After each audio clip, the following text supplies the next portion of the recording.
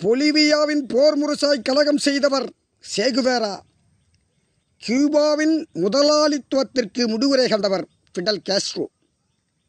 ஜெர்மானியின் பாட்டாளி வர்க்க போராளியாய் களம் கண்டவர் கார்ல் மார்க்ஸ். மூலதனம் எனும் நூலை ஏற்றி கம்யூனிஸ்டுகளின் கடவுளானார் மார்க்ஸ். கிரேக்கத்தின் புரட்சியாளர் மாவீரன் அலெக்சாண்டர்.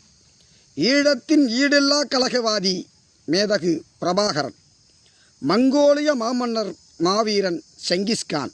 வெற்றி என்பது கொடுத்து பெறுவதல்ல, வெற்றி என்பது கொடுத்து பெறுவதல்ல, கலகம் செய்து அடைவது.